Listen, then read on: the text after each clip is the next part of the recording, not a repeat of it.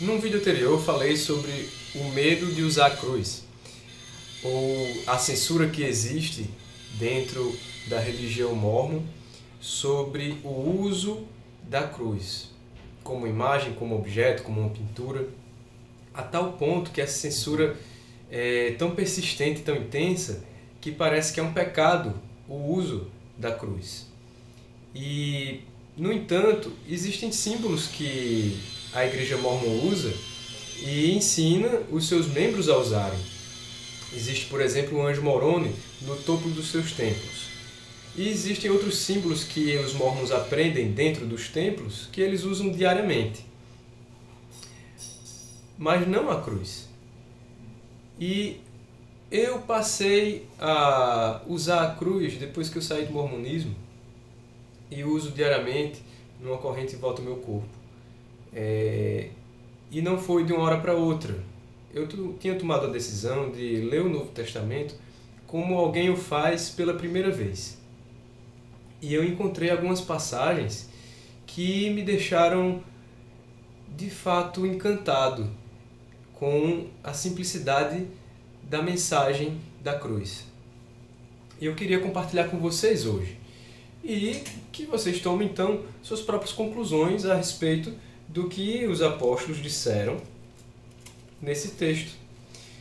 Queria ler com vocês essa passagem aqui em 1 Coríntios capítulo 1, versículos 17 a 18. Porque Cristo enviou-me não para batizar, mas para evangelizar, não em sabedoria de palavras, para que a cruz de Cristo não se faça vã.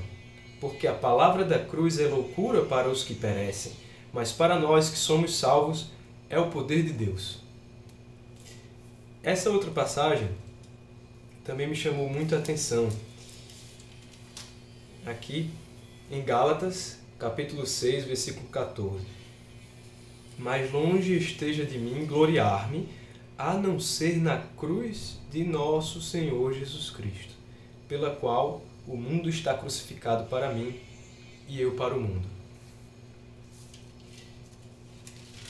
Em Efésios, no capítulo 2, versículos do 15 a 18. Na sua carne desfez a inimizade, isto é, a lei dos mandamentos que consistem em ordenanças, para criar em si mesmo dos dois em um novo homem, fazendo a paz, e pela cruz reconciliar ambos com Deus em um corpo, matando com ela as inimizades. E, vindo ele, evangelizou a paz a vós que estáveis longe e aos que estavam perto, porque por ele ambos temos acesso ao Pai em um mesmo Espírito. Também em Filipenses capítulo 3, versículos 18 a 19, porque muitos há dos quais muitas vezes vos disse, e agora também digo chorando, que são inimigos da cruz de Cristo, cujo fim é a perdição, cujo Deus é o ventre, e cuja glória é a confusão deles, que só pensam nas coisas terrenas. Também em Colossenses capítulo 1, versículo 20, e que, havendo por ele feito a paz pelo sangue da sua cruz, por meio dele reconciliasse consigo mesmo todas as coisas, tanto as que estão na terra como as que estão nos céus. Também em 1 Pedro, capítulo 2, versículo 24, levando ele mesmo em seu corpo os nossos pecados sobre o madeiro, para que, mortos para os pecados, pudéssemos viver para a justiça, e pelas suas feridas fostes sarados. Então, quando eu vi o que os apóstolos pensavam sobre a cruz de Jesus Cristo, quando eu vi o que os outros cristãos fora do mormonismo pensavam sobre a cruz de Jesus Cristo, eu vi quão diferente era o entendimento, tal que parecia que eu não era cristão. E a mensagem é tão diferente que por isso que eles usam aquela passagem em Gálatas, que se alguém anunciar outro evangelho, seja anátema. Quando eu era missionário eu dizia que não é outro evangelho, é o evangelho verdadeiro restaurado. Mas quando eu fui estudar como alguém que nunca leu o Novo Testamento, eu percebi que é bem diferente do que os apóstolos ensinaram. Os apóstolos de Jesus Cristo de fato ensinaram. Eu cheguei a ver essa passagem aqui no livro de 1 João,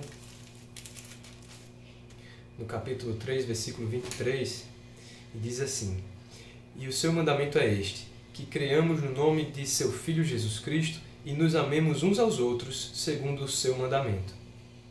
Então, entre os cristãos surgiu uma tradição de se identificar com a cruz de Jesus Cristo.